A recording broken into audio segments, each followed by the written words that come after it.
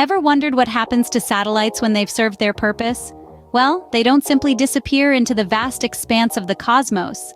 Some, like the European Remote Sensing 2 or ERS-2 satellite, are set to make an uncontrolled re-entry back to Earth this February.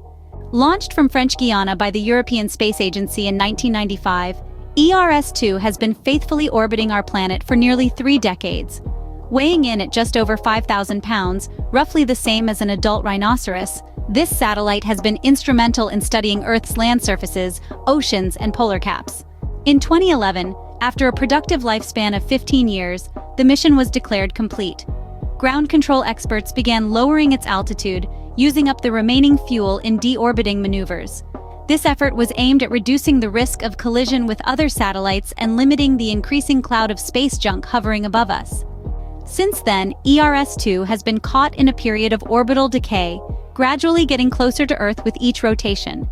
Eventually, it will re-enter our atmosphere and burn up once its altitude has decayed to roughly 50 miles, about 1/5 the distance of the International Space Station. While most of the satellite will disintegrate in the atmosphere, some fragments might reach Earth's surface. However, the European Space Agency assures us that these fragments will most likely fall into the ocean, posing a minimal risk to human life. In fact, they estimate the annual risk of a human being injured by space debris to be less than 1 in 100 billion.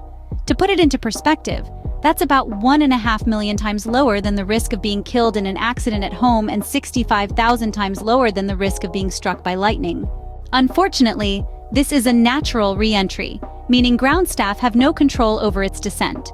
The satellite used up its last reserves of fuel in 2011 to minimize the risk of a catastrophic explosion that could have generated a large amount of space debris. Its batteries depleted, its communication antenna and onboard electronics switched off. ERS-2 is now on a one-way journey back to Earth. So to recap, the ERS-2 satellite, launched in 1995, has been on a decaying orbit since 2011 and is set to naturally re-enter Earth's atmosphere in mid-February 2024.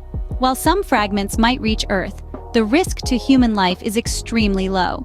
The descent is uncontrolled due to the satellite having used up all its resources, and there's no way to actively steer it during its fall. Such is the fate of our mechanical observers once they've fulfilled their missions, a fiery return to the home they've watched over for years. It's a poignant reminder of the cycle of creation and decay, even in the cold void of space.